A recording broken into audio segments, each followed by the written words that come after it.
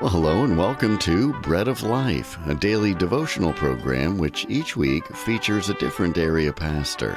Our speaker for this week is Pastor Charlton Daley of Manchester. What time is it? It's that time again for Bread of Life. So glad we can come together. Our theme this week continues to be Word to the Church, as we reference the letters to the 7 churches in Revelation. Who is hearing what the Spirit is saying to us as a church today? We have considered 1, Ephesus, the church lacking in love. 2, Smyrna, the persecuted church. 3, Pergamos, the compromising church. 4, Thyatira, the corrupted church. And 5, Sardis, the feeble or dying church. The message today is directed to the church in Philadelphia, the faithful church. This was the second of the 2 churches that did not get a rebuke from Jesus. Their message also began with identification. Revelation 3 verse 7.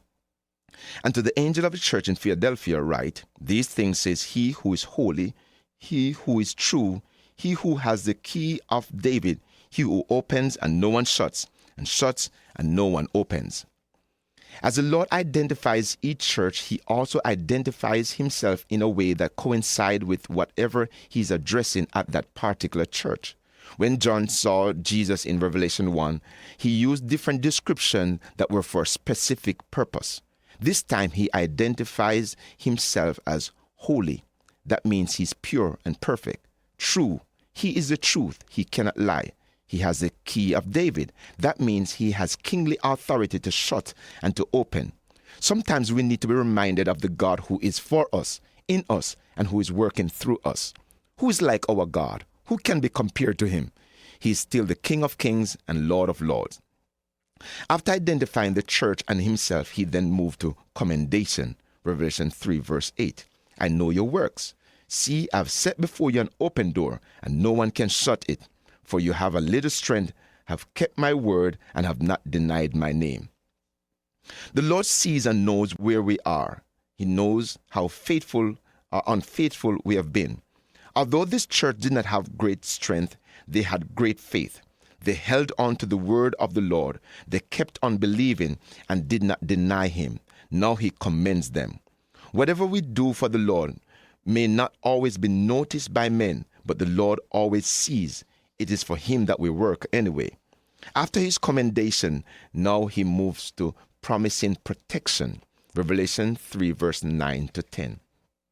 Indeed, I will make those of the synagogue of Satan, who say they are Jews and are not, but lie indeed. I will make them come and worship before your feet, and to know that I have loved you, because you have kept my command to persevere. I also will keep you from the hour of trial, which shall come upon the whole world to test those who dwell on the earth.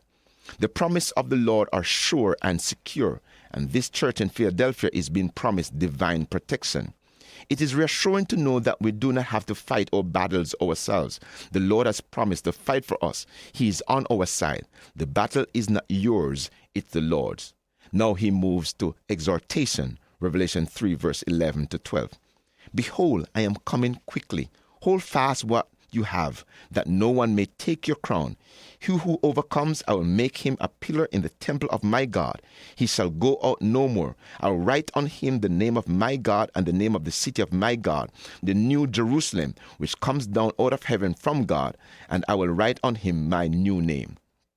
To sum this all up, the Lord was exhorting them to hold on, don't let go, don't give up. I will reward your perseverance. Revelation 22 and verse 12 also says, And behold, I am coming quickly, and my reward is with me to give to everyone according to his works. We also need to be reminded that Jesus will be coming back to deliver us and to judge this sinful world one day. It won't be long, we'll be going home. Count the years as months, the months as week, the weeks as days. Any day now we'll be going home, the song says. We are encouraged to live with this expectation. After his exhortation, like the other letters, we have the same application. Revelation 3 and 13. He who has an ear, let him hear what the Spirit says to the churches. The word of the Lord was spoken. The question now is, how will we respond? Please join me again tomorrow for Bread of Life as we continue with the topic, Word to the Church. You've been listening to Pastor Charlton Daley of Manchester, and this has been Bread of Life, a program to encourage you from God's Word.